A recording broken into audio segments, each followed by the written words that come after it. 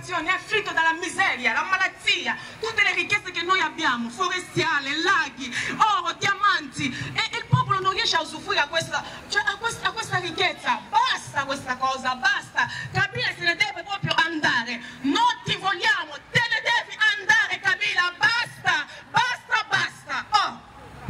Bravo. Buongiorno a tutti. Vorrei lanciare un messaggio all'Unione Europea. Sappiamo quello che fate. Se volete, posso facilitarvi. Venite in Africa con la NATO, come avete fatto in Libia. Bombardateci tutti, così moriamo tutti. Venite a prendere tutte le ricchezze. Perché sappiamo già quello che state facendo. Non fate finta di venire con quella falsa democrazia che avete portato in Libia, che abbiamo visto i risultati di oggi, in Egitto, che abbiamo visto i risultati di oggi, in Tunisia. Sappiamo i vostri piani, l'Unione Mediterranea, lo sappiamo benissimo. Quello piano è di separare il Nord Africa del resto dell'Africa. E quello che dico, venite con la NATO, bombardateci tutti, perché secondo voi noi non siamo umani. Anche qui vedo i cani non li trattate così, i cani qui si trattano meglio di noi. Come secondo voi noi non siamo umani, uccideteci tutti, perché io sono stanco di fare questa vita, sono stanco di fare questa vita di merda. Sono stanco, io voglio tornare da me, voglio tornare sulla mia terra, perché Dio me l'ha dato, è come la vita. Dopo la vita, la terra, secondo me, è il più bello regalo che Dio possa darci, l'Africa. Se me la lascio portare via, il giorno in cui sarò davanti al Signore, sarà un peccato. Io non entrerò nel paradiso. Non entrerò nel paradiso perché mi chiederà: ti ho dato questa terra ricca, ricchissima, cosa ne ha fatto? E questo che voglio dire. Per noi, come noi siamo inferiori ai cani, venite a ucciderci. Io non ho più paura di voi. Non ho più paura. Sarkozy, questo è un messaggio per te. On sait, France-Afrique, ça veut dire quoi? On sait pourquoi France-Afrique, ça veut dire quoi? Ça veut dire ce petit pays, la France, contenir l'Afrique. Géographiquement, ça peut pas se faire. Mais si on voit le contexte, dans le contexte, on sait le sens de la France-Afrique. Quand on parle de France-Afrique, on voit ce qui se passe en Côte d'Ivoire. C'est ça la France-Afrique. On voit ce qui s'est passé en Libye. C'est ça la France-Afrique. La France-Afrique, c'est ce que si tu veux faire au Congo. Mais, moi je te dis, ça ne va pas marcher. Cette fois-ci, il y a tout au Bénin, petit poteau, il y a tout et si malamougouté. Il y a tout et si mbaté. Il y a tout et si mbaté, tu es plus à plan à binou.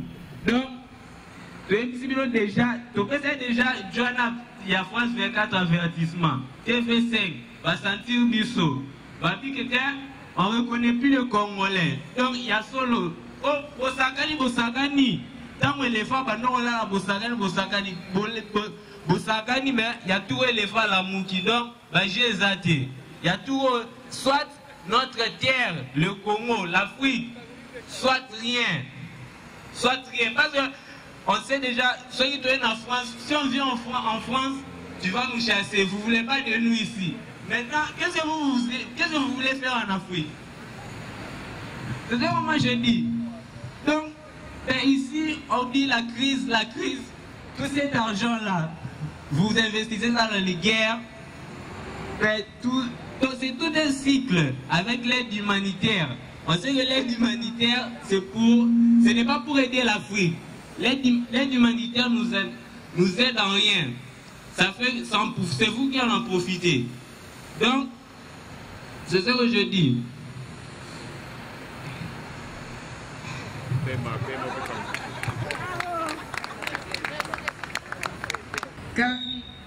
Cari amici, noi siamo costretti a fare questo dialogo monologo, questo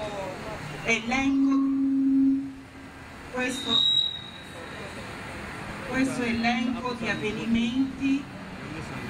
Sfido chiunque di potermi dire se una delle reti televisive italiane ha parlato di ciò che sta succedendo nella Repubblica Democratica del Congo. La RAI, per mission, ha il dovere di informare, di educare l'opinione pubblica.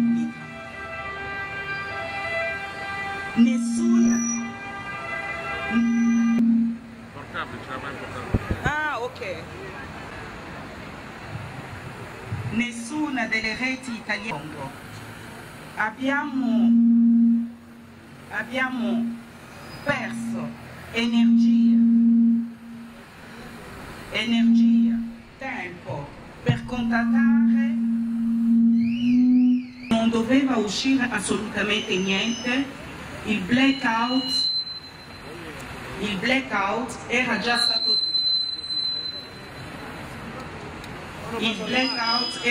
stato deciso in anticipo. Allora chiediamo all'opinione pubblica italiana, ma non è stato un vostro diritto che vi è stato rubato, quello di essere informati e di poter scegliere in modo conseguente? Fino a che punto la democrazia esiste realmente?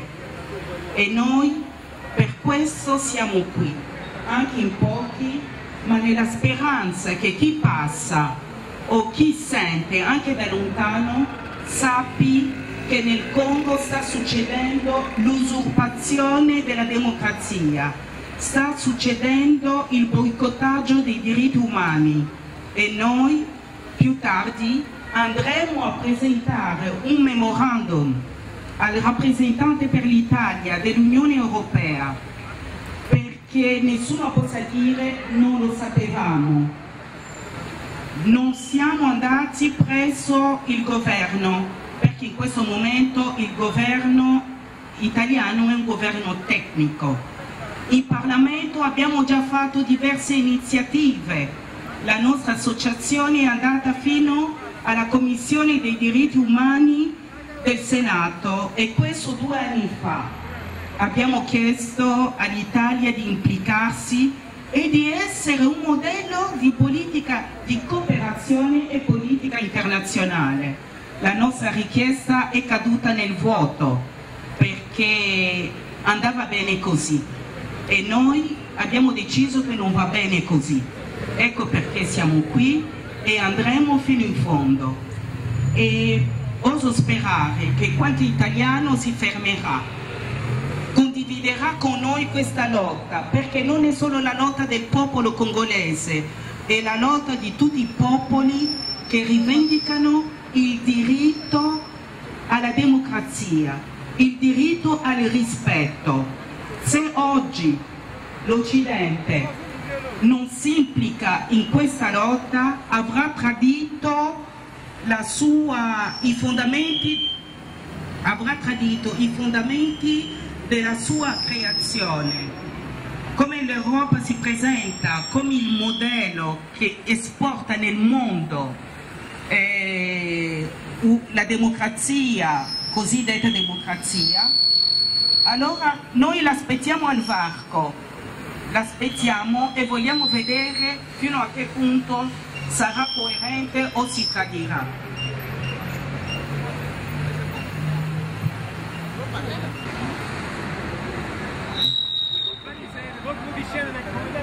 Guarda, se oggi poi la telefono non piaceva io perché siamo partiti noi. Ok, quei problemi sempre.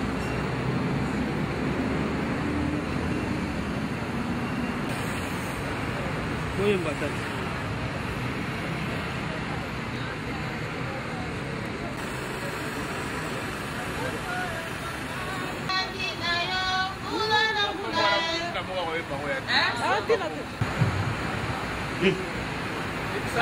Madame.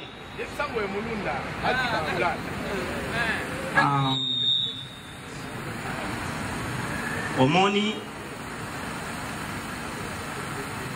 mboka oyo tozali nango ya Congo wana eze mboka na bakoko na biso. Nakanisi mboka ya bakoko na biso wana toyokwami mingi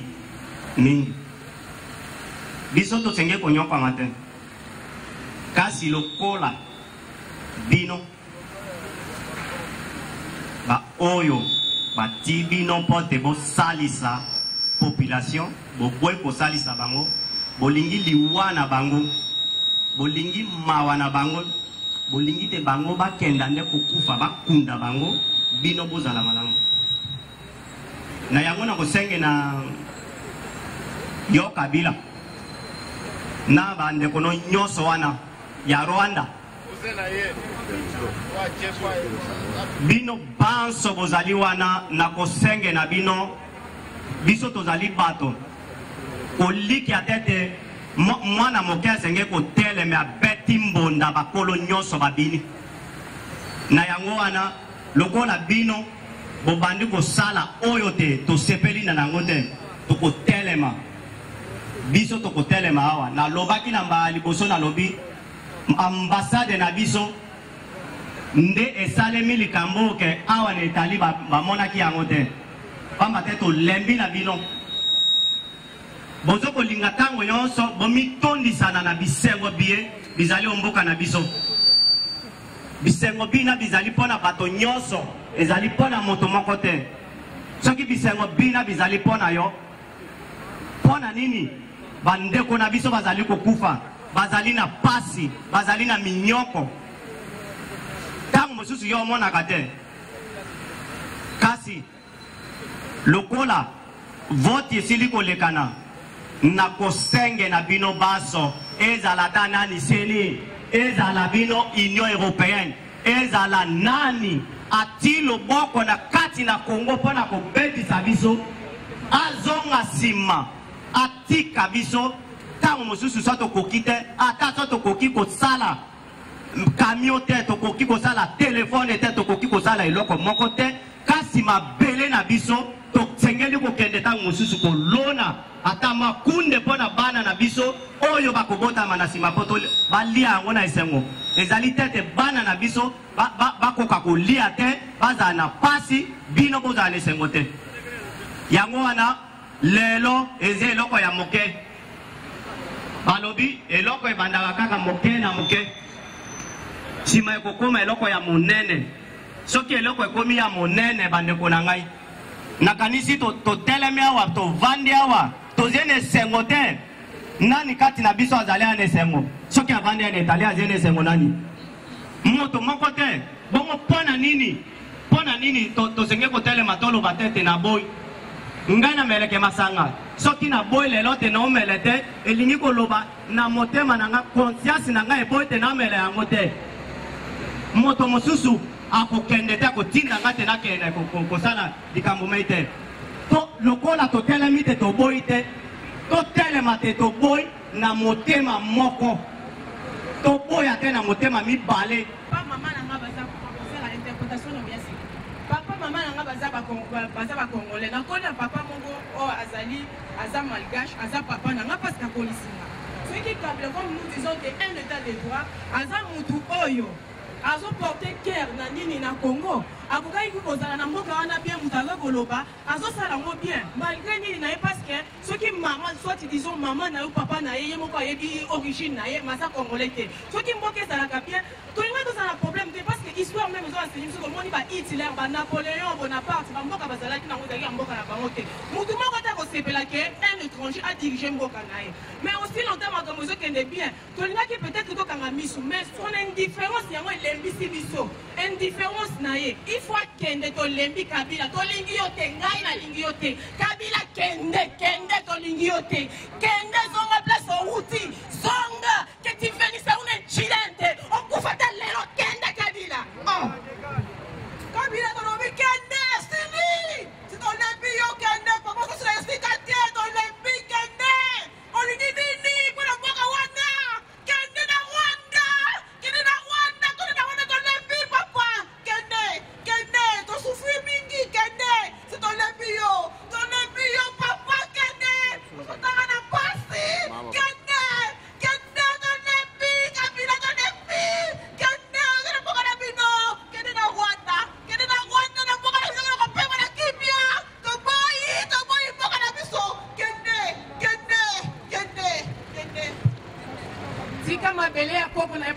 biso kende zonga place outi kende na malembe tika volonté ya peuple congolais esalaka tolembi kende tolembi baparents na biso bazosouffrir baza impayé bazokokufa eza te kaka otrompe bato mpona 5 chantier osalaki eza initiative mais zonga mpona ndata exemple ya Mandela asouffrir alite mpona mboka na ye mais apesi exemple au moins exemple oyo linga kozala na afrique atikeli baninga mosusu tolingi Tshisekedi akota otika M. Tshisekedi notre futur président futur te maza président mpasi baélection ete emonanaki ngoyi na banini na ye asali wana ndenge akosi okozwa malédiction vraiment okozwa malédiction mpo soki eza nzambe wana oyo ezosambela na bosolo atouche yo place yo ozali atouche yo tika eloko tolembi tolingi teke génération oyo continue bandeko nanga tosangana tolite mpona génération oyo ezoya venir mpona babana oyo bakobotama tolembi mobutu 32 ans yo oya 11 ans yango non tolembi ezakoka na biso mboka ya bakoko na biso mapele na biso chacun est mieux chez soi la liberté on demande pas on l'arrache tolingi liberté na biso simba nzela kende kabila lokolo mesala koboma dala bilongo bien oya susu koboma tolembi yo kende cette fois-ci lokolo ozoluka makile tanga okomona ngo simba nzela kende limbisa pana na zokoloba moto ata lelo akufi bato mosusu bakozala na nsima na Turquie bato kufi Tunisie bato kufi lelo soki ngai nakufi mwana na ngai soki azie na boyebi akotelema koloba papa na ngai akufaki mpona nini lelo lokola tolembi totelemi mpona kobunda etumba te totelemi mpona koloba te maye manso oyo elekai na vote ezala na bosembo bolekisa yango bino bato ya seni bolekisa yango na bosembo na kolikia oyo na 2006 elekaki maye manso bosalaki totalaki bino tolobi ntango mosusu bakozala bato mpona kobongisa ekolo na biso nzoka nde bokomi banyama mpona kobebisa ekolo na biso bolingi bobebisa yango ekenda kosuka wapi bolingi ekolo na biso ekende kosuka wapi nazali kotuna na bino bolingi ekende kosuka wapi lokola bino bolingi te ekolo na biso ekende ekoma lokola poubelle ekoma lokola esika oyo ya moto alingi kolia eloko na ye azie na apeti akende mpona kolia wana puiske biloko ya kolia ezali akende kolia te moto soki aye na ndako na ngai ezali ngai moto na kopesa ye biloko na kolia ezali tete aye na ndako na ngai alia oyo elingi motema te lokola elingaki yo kabila motema oye ole yango sukisa ezala boye te tala miso na ngai nga oyo nalobi lelo nalobi ata mokolo nini ata otindi banani elimo mosusu ekotelemela yo elobi te elimo soki etelemi elobi te na mokolo mosusu okozonga na nsima ndozongi na nsima pamba te tolembi yo tolembi mama na nga kotambola na makolo kilometre ata 200 mpona kokende kosomba mungwa akozwa yango te yo ozo kotambola na motuka bazo kokumisa yo bazo kobetelo maboko yo lingo ozala nani yo lingo ozala nani olingo ozala likolo na nzambe to olingo ozala nani pamba te so oze moto omikitisa loba te bandeko na nga batelemeli nga na nzela ya mabe te batelemeli nga na bondoki te pamba te mokolo bondoki okotelema bondoki nde etelemi balobi moto abundi na bondoki akokufa na bondoki yo lokola obundi na bondoki na kolikia soki okufi na bondoki te bongo bana na biso bazali te bakoko na bana na biso bakozala nde te mpo lelo bandeko na nga batelemi bazokolanda ngai totelemi mpona koyebisela yo te tika mboka me eze ya yo te o soki okoyoka ngai soki oyoki te Ezembala lelo tolobami malami mbala isato malamu. Merci beaucoup.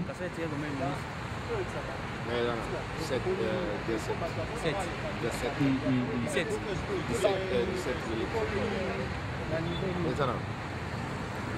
Bon, Alego, Nengue Toyib Sarabino, qui est toujours pour nos surveillance.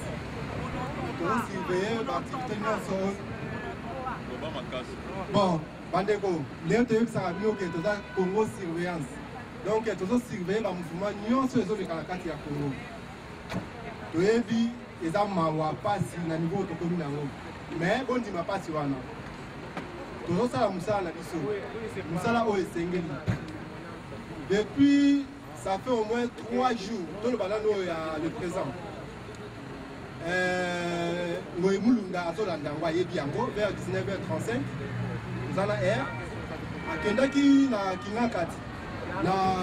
Akendaki na Kingakati na siège ya ye Rwanda wana Kanambe. Matsa Mgongo. Na Kingakati na Ndela ya Bandundu. 19h35, Moïmoulunga ayebi yango aza conscience. Akendaki koyebisa Kabila ke na minute oyo peuple va voter yo te balingi yo pe te okoma komaki réponse à Kabila ezongisela ki ke ngai nazotinda yo parce que c'est moi les rails ngai les suivre les guides zonga kuna na batu na yo boko imposer nga na makasi soki baboyi ngai na yebi ba congolais batelema kaka mikolo mibale ya misatu basani ni balembi bokende boko imposer nga na makasi batu na biso pe bata ya molili baza kuna po eloko nazoyebisa bino ke soto bato ya Congo surveillance ezate ko apoto lobi ndenge wana Congo za mboka na biso tolalaka litoi moko awa litoi moko za kuna misu moko awa misu moko kuna ntango tomoni tokomaki na niveau wana tokokai lisusu te yango tomobilisaki peuple congolais bayeba mpo nazoyebisa bino oyo ozomona bazokende koyebisa bino lobi eza bamascarade Kabila esi babimisi ye bokosala na bino te oloba te Kabila esi babimisi ye abanda deja basali deja fete na bango na Kingakati kuna na ferme na ye bazosepela so toloba toza Congo surveillance eza te ke na niveau tokomela sur niveau toloba te ke yo oza na faute tor eza ya nini boye bakongolais toyebi ke boyebaki na bino makambo ndenge ezoleka te mais biso mpe oyo osusu toyebaki na biso tokosuka na biso boye mais mai se esopani toluka ndenge ya kosala yango toza lisusu na eloko ya koloba te toza lisusu na temps ya koperdre te révolution nyonso eloko na koyebisa bino esengaka makila révolution sans makila ezalaka te révolution sans sacrifice ezalaka te faut sacrifice ezala faut makila ezala yo soki oboyi makila mpona yo lelo ntango mosusu na Kinshasa ozosepela mais na este yoyi makambo azosala eza makila te eza makila et puis eza mawa mingi na nombre soki totali na bilan ya bacongolais bazali awa toza plus de 2000 nayebi te soki toza 2000 congolais soki bakomona 40-50 personnes awa eza eza mawa mpona niveau oyo toza na yango eza soki na niveau teke tomona 50 je ne sais pas que nayebi ke biso toza bien te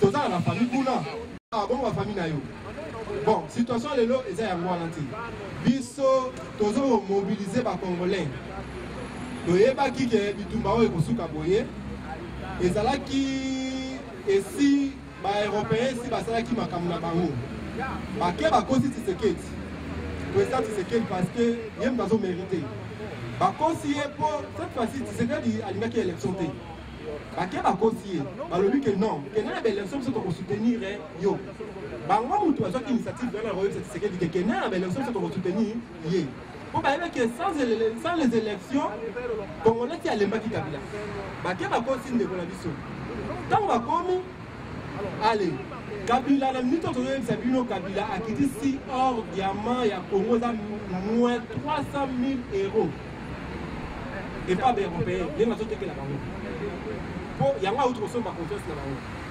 deuxièmement plan préparé na bango ezalaki ke ntango bakokoma lokola bato ye zobayaka nambe wana akendaki bakote ya Iran na nini kuna plan na bango ezalaki ke ntango bakopesa publication d'élection bakolongola botuna bato nyonso baza na Kinshasa biso toya Congo surveillance bakoyebisa bino ezalaki bakolongola Tshisekedi na Kabila batindi bango na Afrique du Sud bakende kozala baresultat na bango kuna soki bakomi kuna bakangi bango kuna ale baimpose ke wadoni azwa pouvoir mais président Tshisekedi aboyi makambo tozoloba eza eloko te wuti na chaîne privée te eza chaîne nationale te tolobaki yango ya bango kuna ya gouvernement ya bango ya bambwa kuna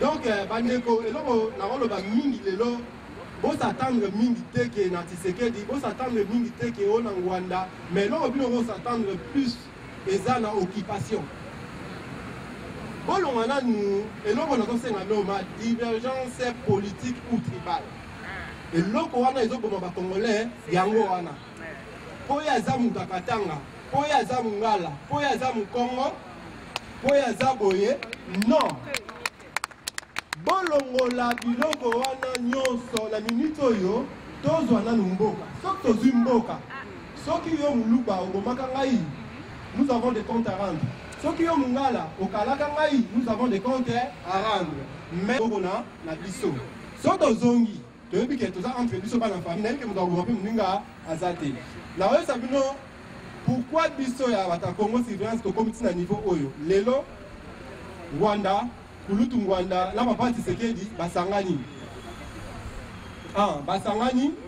basangani mpona nini mpo balobi ke tozokunda bitumba moko biso topekisaka kulutu Tshisekedi kokenda baélection te mpo toyebaki plan na bango deja bazosala bon napesi nanu papa di nani apesa bino tokontinue masolo na biso eza ya kitoko mais bozala koza susi te tokobongisa pour la sensibiliser, pour mobiliser les Congolais et puis pour sensibiliser la communauté internationale.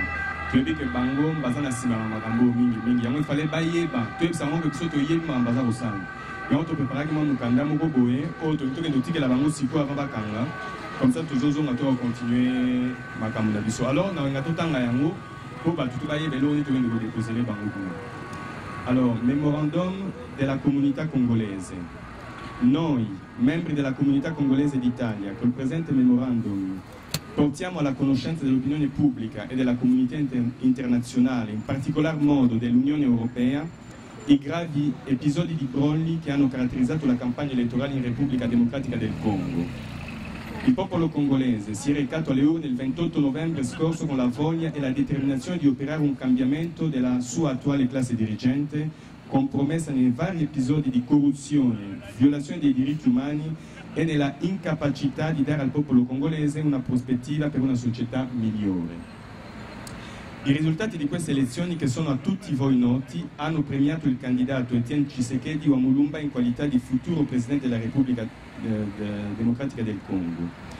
Diverse informazioni in provenienza della capitale, Kinshasa, rivelano una massiccia operazione di sostituzione delle schede elettorali con altre a favore del candidato uscente, e questo in presenza di alcuni membri della comunità internazionale presenti a Kinshasa. Denunciamo questa operazione che non fa onore alla comunità internazionale, che ha da sempre portato avanti il discorso del rispetto della legalità e del diritto per ogni popolo all'autodeterminazione e di scelta dei propri dirigenti. Chiediamo pertanto che questa scelta del popolo congolese venga rispettata e riconosciuta da tutti, a cominciare dal governo di Kinshasa. Chiediamo altresì che la comunità internazionale non interferisca a favore del governo uscente e faccia invece pressione su quest'ultimo, in modo da evitare un inutile bagno di sangue a questa popolazione già provata da una guerra di occupazione lunga 15 anni con i suoi 8 milioni di morti. Ribadiamo la nostra ferma volontà di portare in tutte le sedi opportune la volontà del popolo congolese a vedere riconosciuta la sua scelta espressa in modo chiaro e inequivocabile durante le ultime elezioni. Finché questa scelta non verrà riconosciuta, la mobilitazione del popolo congolese non verrà meno. Infine, cogliamo l'occasione per riaffermare la volontà del popolo congolese e dei suoi rappresentanti eletti di adoperarsi per la pace e per una cooperazione sana con i partner tradizionali del Congo, al fine di dare a questo paese uno sviluppo a cui aspira da tempo. E questo è il senso e questo è il contenuto del messaggio che noi adesso intendiamo andare a consegnare alla rappresentanza dell'Unione Europea.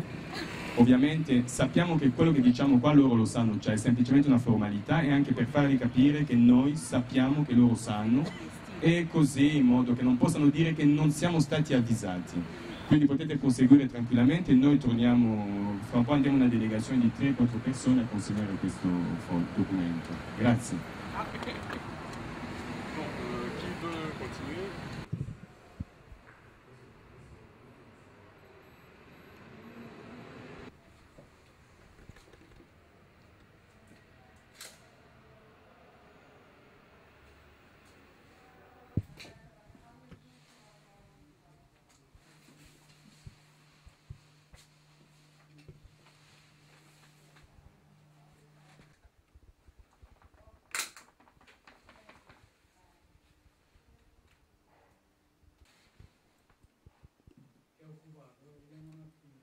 bana mboka biso toye awa po toye na représentation ya Union européenne awa na kati ya Italie toye koyebisa bango makambo oyo tozomona te makambo oyo bazosala bazala au courant po 1 ou 2 jours oyo toza nango 3 jours ou bien ndenge kana baolobaki bakongole batelemaka 2 jours te 3 jours te mais biso tozotelema plus yenda kosala 2 jours 3 jours okima mpona baeffet oyo biso tokosala makambo oyo biso tokosala oyo tokoki koyebisa ete bana mboka bozwa yango au sérieux congolais place nyonso ozali telema soki tokomi kokota ntina babiro oyo tozobanga mindele oyo te tozobanga te kata bafilme seke kanda esi ekomi na motu oyo biro toza eza bino ya représentant ya Union européenne awa na Italie na mboka monene comme Italie na Rome epuis awa na capitale na Rome tozobanga motu te na miniti oyo ja makilasi emati motu tozobanga motu soki ezali mpo tokufa mpo na Congo tokokufa soki bakoboma biso mais kombo biso tozobunda tosakrifie bavi na biso en jeu totia yango vi na biso en jeu totie vi na biso en jeu mpona miniti oyo ata oyo azoloba wana soki alingi tomasakre tokomasakre ye tozobanga susu motu te toza te mpona makambo ya Congo eza te message mo tozoyebisa bino eza message ya kanda bozomona yango eza esengo te eza kanda donc biso tozali awa mpona bino mama tata mwana mboka nazo korepete bolongola divergence tribale et politique bomitia na place ya bacongolais nazoloba eloko wana parce que ezali moko très capital nayebi naza mwana Congo nayebi biso bacongolais nde tozalaka boye toyelanga Congo soki tozwi Congo na maboko na biso tokoyeba eloko nini tokosala donc toza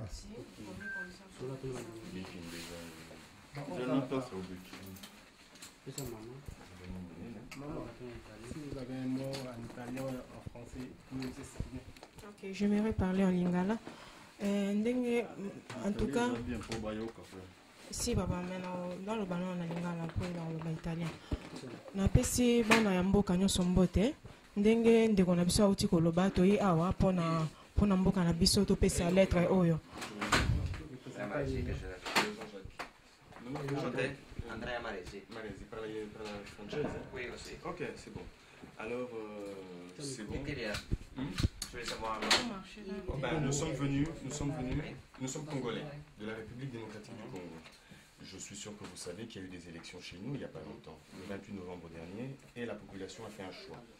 Cependant, nous nous rendons compte que la communauté internationale est en train de soutenir l'insoutenable, notamment les représentants, les observateurs de l'Union européenne. Nous avons des informations selon lesquelles nous avons des informations selon lesquelles... C'est plus facile pour les gens que non, mais on peut pas... Déjà, le fait que vous nous receviez dehors... Oui. Je voyais que... Alors, nous sommes chez vous, hein, avec plaisir.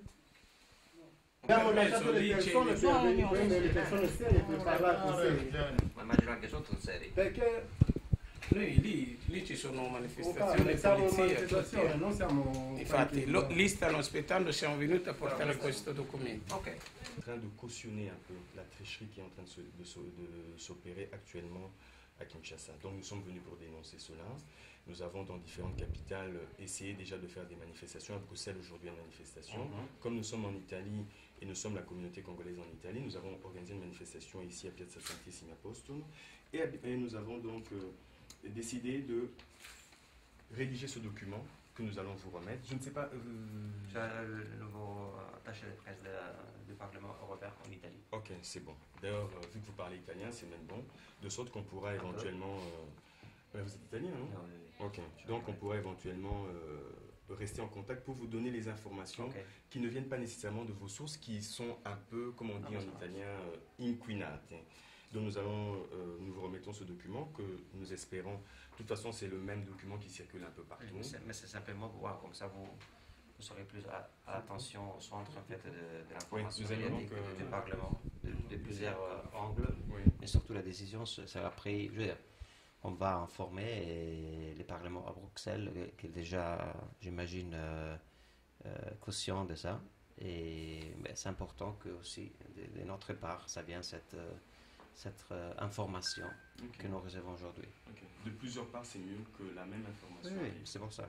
Donc, en substance, le message est lequel nous voulons que la volonté exprimée par le peuple congolais soit respectée par tout le monde. Vous le faites chez vous, pourquoi nous ne le ferons pas chez nous? Donc, c'est ce que nous voulons vous dire. Donc, voilà. En fait, c'est juste une page, vous pouvez le lire rapidement. Ok. Merci beaucoup. Merci, bonne chance. Merci. À la prochaine. Merci. Là, je crois bien que les informations ne seront pas muettes. Je crois. Il y aura des réactions et vous allez agir. Selon votre compétence. Avant que nous agissions, il faut que vous agissez. Non, vous êtes en train d'informer les parlements européens au niveau central, au niveau périphérique. On va. Voilà. Ce que nous évitons est que plusieurs fois nous avons connu des problèmes comme ça. Par exemple, au Kenya, à Zimbabwe, et l'Union européenne n'a pas pu intervenir à l'heure opportune. Alors, pour nous, ici au Congo, nous préférons que la décision et l'intervention soient rapides et urgentes. Parce que demain, c'est la date officielle. Parce que demain, c'est la date prévue pour la publication des résultats des élections. C'est ça, je viens de dire que je crois que les informations ne seront pas muettes. Espérons que ce que nous vous avons donné, ce petit mot, va recevoir une solution et des réponses favorables au peuple congolais que nous sommes. Le représentant du Parlement aussi qui est en train d'être le trésor de votre pays pour assister à fait le déroulement normaux entre guillemets des élections. Alors ça, on va apporter en fait ces documents, surtout aussi pour les gens qui sont sur place, pour donner votre avis. Merci. Merci. Nous avons confiance en moi. Donc nous allons éventuellement rester en contact pour suivre l'évolution à partir d'ici. Si vous me rappelez rapidement votre nom. La maman, vous avez un mot à dire? No, io parlo in italiano. Chiederemo soltanto che la comunità europea, che in tutto questo che sta succedendo, non vogliamo la sua indifferenza, non vogliamo che ciò accadesse come è successo in Libia, in Tunisia, nell'Africa magrebini, non vogliamo che quello succeda come è successo in Egitto, in Camerun, quell'altro paese. Non vogliamo questo, non vogliamo il sangue, veramente. C'è la popolazione soffre, basta questa cosa. L'Europa sa di questa cosa, l'Occidente lo sa. Io voglio vedere qui in Italia questa cosa. Vogliamo soltanto che il nostro paese, che la volontà del popolo sia rispettata. Coordinarsi anche informare la Commissione, che c'è l'ufficio, siete stati già l'ufficio della Commissione europea, grazie per il piano. La Commissione europea sia il Parlamento europeo, voglio dire, sono quelli che assieme ai... Sono due cose differenti. Sì, però voglio dire...